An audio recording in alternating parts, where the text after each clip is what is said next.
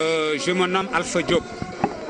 Ouais, je suis le président du comité de gestion du cabinet dentaire. Alors aujourd'hui, nous fêtons d'abord notre donateur, en l'occurrence M.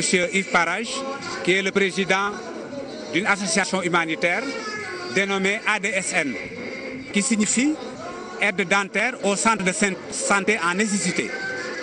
Alors c'est un organisme basé en Belgique.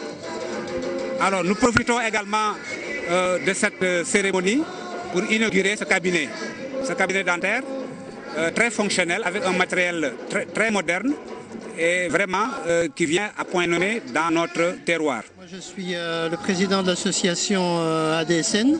Comme on vous l'a dit, ça veut dire aide dentaire au centre sanitaire en nécessité. Nous sommes une association belge. Le but principal de cette association est l'installation de cabinets de structures dentaires très performantes, tout à fait fonctionnelles, pour prodiguer des soins aux plus démunis.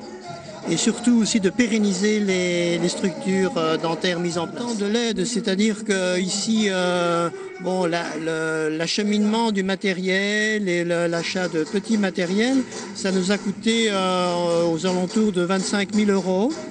Mais il faut ajouter à ça des dons très conséquents, notamment une installation dentaire qui est une installation dentaire de dernière génération.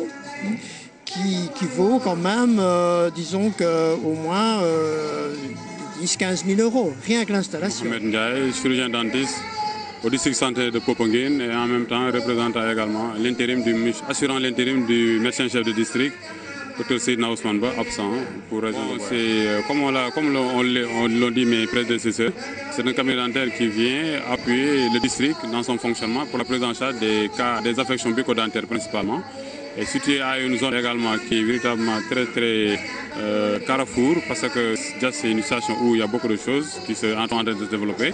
Donc ça permettra une bonne prise en charge des patients qui sont dans la communauté rurale, qui est assez large et qui pose également souvent, qui nous règle également un problème d'accessibilité par rapport à Popenguine, qui est dans une zone qui est, je ne dirais pas enclavée, mais qu'il faut prendre 2 voitures pour arriver à Popenguine. Et là au moins l'effet est positif.